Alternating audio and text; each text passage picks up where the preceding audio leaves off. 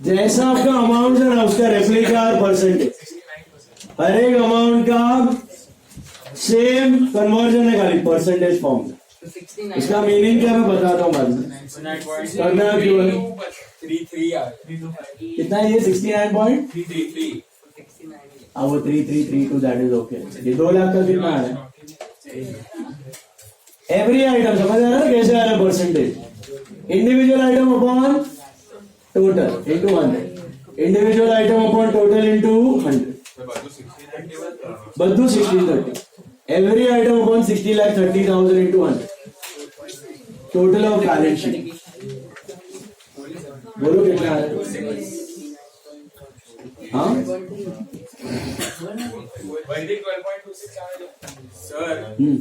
12 को ऐड करें तो 69.33 आया। that's okay 333 12.2 सही आता है।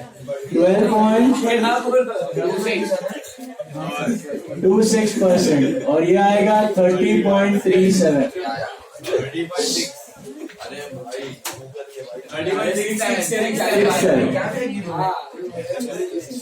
30.67। अभी ये करो खाली, ये दोनों बस हो गया। 44.7 दिस वन 44.79।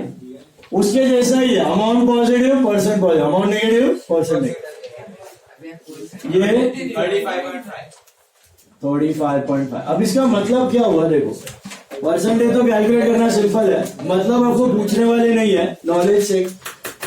आप ये बैलेंस शीट देख रहे हो तो आपने यहाँ पे टोटल फंड्स जमा किए, टोटल फंड्स यहाँ से रेज किया, तो आप चेक करते हो इसमें से खुद का पैसा कितना टका है और बाहर वाले का कितना टका। खुद का 70% है, बाहर वाले का 30% है। गुड और bad? Good. I told you that day 60 to 65% आपका खुद का पैसा होना चाहिए स्टेबल बिजनेस के लिए, समझ रहे हैं? तो 60 to 65% debt to equity ratio बोलते हैं उसको।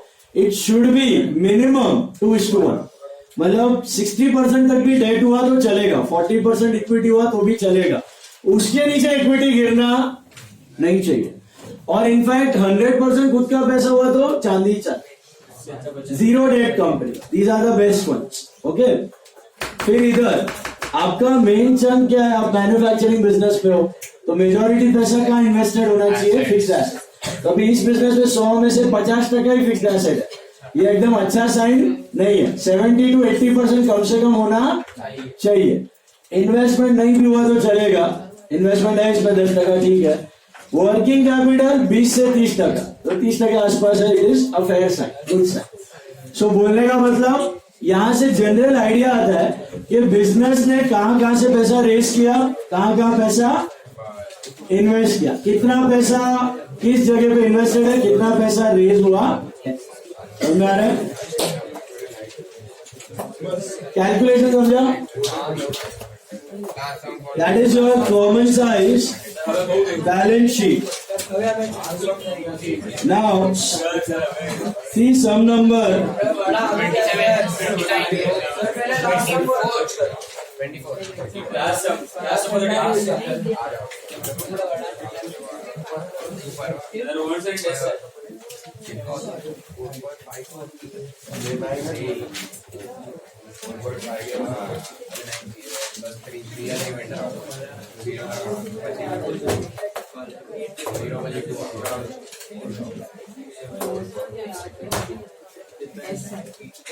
See, try sum number 32 on your own. Come on.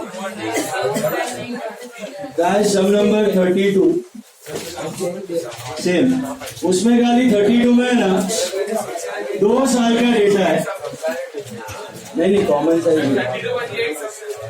32 देखो,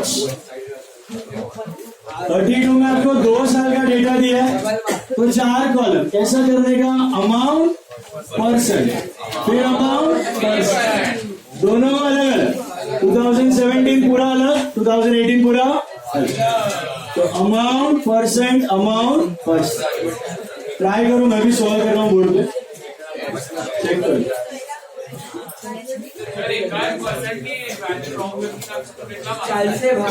आधे से 1 मार्क जाएगा, अगर फुल आता है तो नहीं जाएगा। एक माल बस आधा से 1 माल। एसपी वाले क्या है? एसपी वाले के लिए वो लोग इजी है क्या? That's why I told you, बहुत ऐसा कॉम्प्लिकेटेड परसेंट है तो मत करो।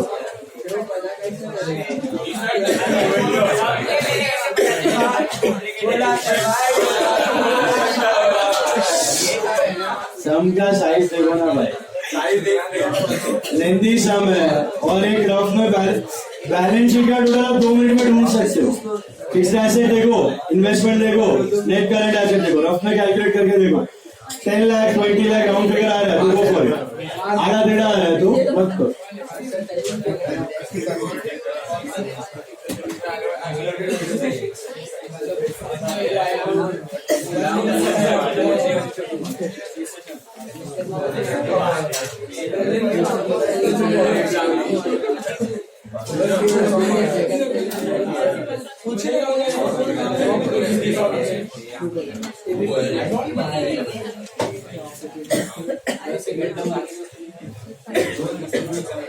इसमें कंपेयर नहीं करना है आपको, समझ रहे हैं? What is the guys listen, मेरे को एक बात बताओ, what is the difference between comparative and common size? Comparative में आप 2 साल को कंपेयर करते हो, इसमें आप इंडिविजुअली 1 साल का ब्रेकअप देखते हो, 1 साल के अंदर कितना टुकड़ा टुकड़ा में क्या पैसा रेज किया, किधर इन्वेस्ट किया। Do you compare it in common size statement? No. Internal 1 साल का सब डिविजन दिखाता है कॉमन साइज। कंपैरेटिव आपको 2 साल का कंपैरिजन दिखाता है, 2 साल में क्या चेंजेस हुआ। समझ में आया? हेलो? तो ऐसा मत समझना कि इधर we are comparing 16 with 17 with 18। No, 17 का अलग, 18 का अलग, ऐसा समझो आप 2 सम कर, 17 का अलग, 18 का अलग।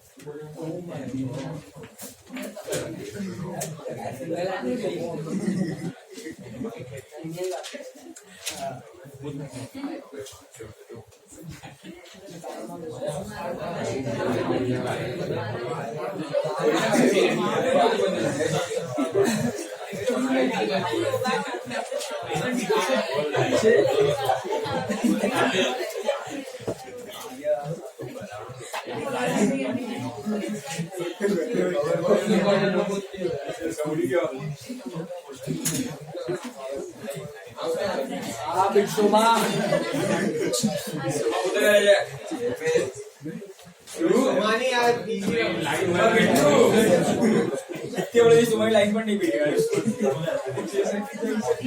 फटाफट करो, उसके बाद कॉमन साइज रेवेन्यू स्टेटमेंट भी है।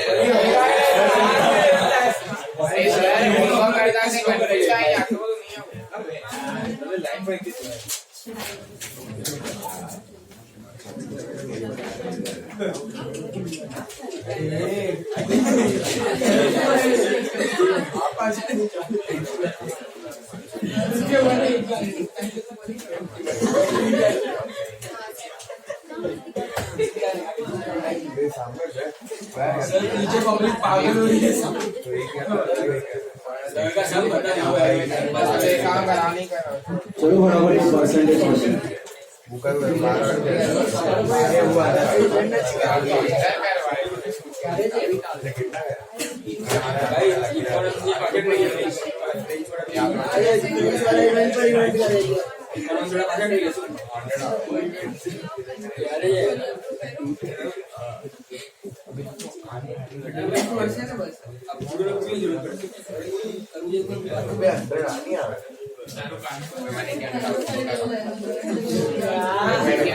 आप टोटली फंड्स में 100 लेवा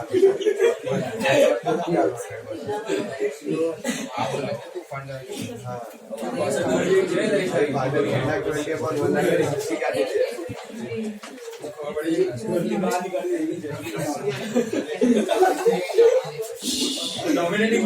चलो हो गया डेविन तू बैठता हूँ 66.66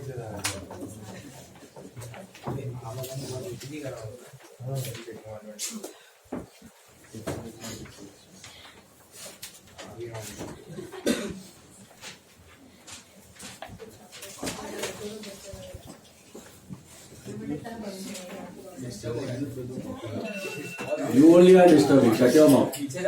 Shut up.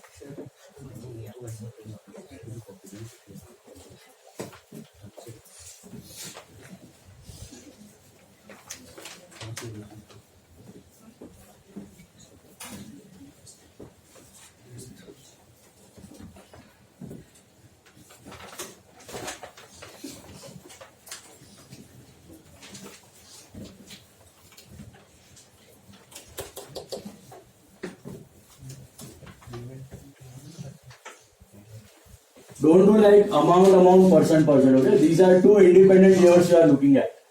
First year पूरा अलग है, second year पूरा अलग है. Common size में we are not comparing anything. Is it clear? Common size में this is first year different, second year different. First year में first year का percentage, second year में second year का percentage. Internal subdivision देख रहे हो भाई. कहाँ से sources आया, कितना पैसा कहाँ पे invest किया. This all helps while studying the companies. Companies का capital allocation काम में आता है, देखने में मिलता है आपको. और सबसे ज्यादा important which makes or breaks a business ना is capital allocation. There are few good businesses जो capital को ध्यान से allocate करता है. मतलब अभी फॉर एग्जाम्पल पिडिलाइट इंडस्ट्रीज का नाम सुना है, फेविकॉल बनाया, तो उसका capital allocation is one of the prime in the industries. मतलब वो पहला फेविकॉल से स्टार्ट किया, फेविकॉल के बाद एडिशनल एडेसिव्स पे गया, वो एरेल्डाइट और वो सब जो केमिकल्स जो कंस्ट्रक्शन में यूज होता है for sticking and for plastering and all. फिर वो वाटर प्रूफिंग में गया, एमसील में गया. तो वो सारा वर्टिकल्स उसका कनेक्टेड लाइन ऑफ बिजनेस था. तो इसको बोलते हैं बेस्ट कैपिटल एलोकेशन, कि आप अपने धंधे को समझ रहे हो और उसके अलाइड धंधों में आप इन्वेस्ट कर लो. रिलायंस ने जो धीरूभाई अंबानी ने किया था ना, वो was the best capital allocation for Reliance. He started with textile. Textile में उसने आर्टिफिशियल फाइबर से चालू किया था, नायलॉन, रेयॉन, वो सब. फिर नायलॉन का फैक्ट्री डाला. फिर नायलॉन किधर से बनता है, तो नैप्थलीन बॉल से बनता है, तो नैप्थलीन बॉल का फैक्ट्री डाला, केमिकल्स का. नैप्थलीन बॉल किससे बनता है, तो उसका केमिकल का फैक्ट्री डाला. तो अपना ही पूरा वर्टिकल इंटीग्रेशन करके रखा था स्टार्ट टू एंड, उसका कॉस्ट एकदम मिनिमाइज हो जाए. तो capital allocation is very important. कुछ बिजनेस ऐसा रहता ना, ये विजय मल्ल्या वाला दारू का बिजनेस उसका कोर बिजनेस था. अभी दारू का ही डिस्टिलरी डालते रहता ना, he would have flourished like anything. But वो थोड़ा मनमौजी आदमी था. उसको F1 रेस का वो बुद्धा सर्किट भी लिया था उसने, अगर पता होगा, इंडिया में F1 लेके आया था. उधर भी पैसा डाला, एयरलाइन में भी पैसा डाला, क्रिकेट टीम्स भी खरीद है, फुटबॉल टीम भी खरीद है. जहां पे उसका फोर्टे नहीं है, उसका स्ट्रेंथ नहीं है, उधर भी इन्वेस्ट कर रहा है. वो डूब गया. डिज्नी ने भी उसका जो कोर फोर्टे था वो अलग था, कार्टून मूवीज वगैरह था, उसमें उसको 37 ऑस्कर्स मिला. हाईएस्ट ऑस्कर्स कभी सर्च करना, highest Oscars are won by Disney. But अभी इंडिया का ऑस्कर बन करके जा रहे हो, वो सब वही प्रॉब्लम होता है. बहुत पैसा आता है ना, फिर खुजली होता है कि इधर भी पैसा डालूंगा, उधर भी पैसा डालूंगा. पैसे को रख के समझ के अंडरस्टैंड करना बहुत जरूरी है, संभाल के रखना बहुत जरूरी है. Bad investment decision are the main thing where the business suffers. उधर इन्वेस्ट करने का जहां पे आपका नॉलेज हो, जहां पे आपका स्ट्रेंथ हो, not just to show off. मेरे को ये भी आता है, मैं उधर भी डाला, उधर भी डाला, 10 जगह पे पैसा डाला. जिधर आपका समझ हो उधर इन्वेस्ट करना चाहिए.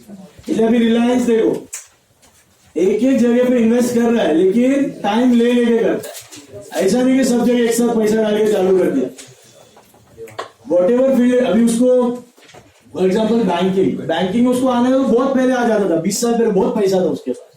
अभी इतना सब रिसर्च करने के बाद आया वो फाइनेंशियल इंस्टीट्यूशन वगैरह में थोड़ा थोड़ा पैर डाल रहा है इन्वेस्ट करने के। तो पहले सीखना जरूरी है, समझना जरूरी है, फिर आने का। जब तक अपना फील्ड में काम हो रहा है तब तक उधर ही इन्वेस्ट करने का। आड़ा टेढ़ा पैसा उधर पॉकेट का क्रॉस लाइंस पे डालने का नहीं रहता।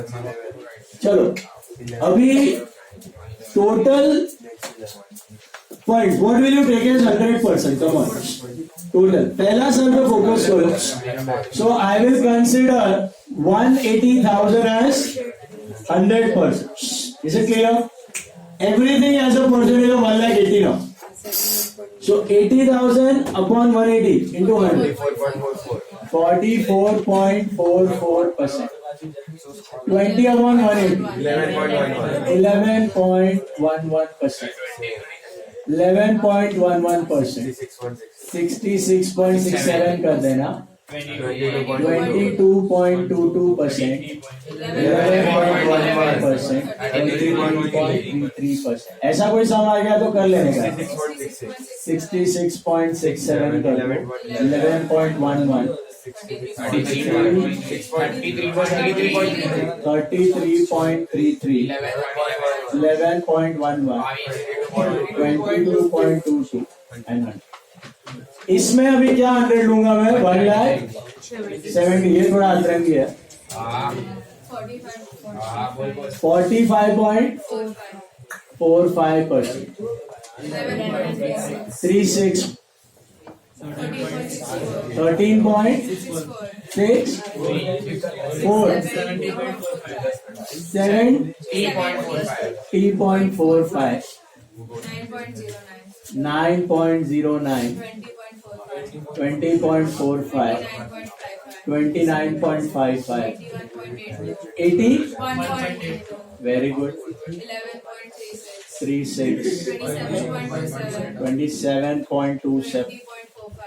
20.45. 6.82.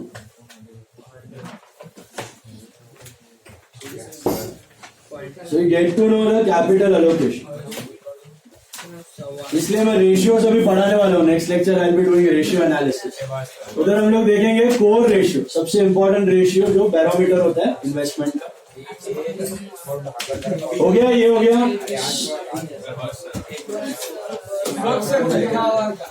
Okay, we stop. Next lecture we are doing common size income statement and ratio analysis. तो next lecture सबसे important lecture है ratio का. I mean sorry vertical का. That is Friday. So don't even absent on Friday. Very important lecture. And Sunday test है.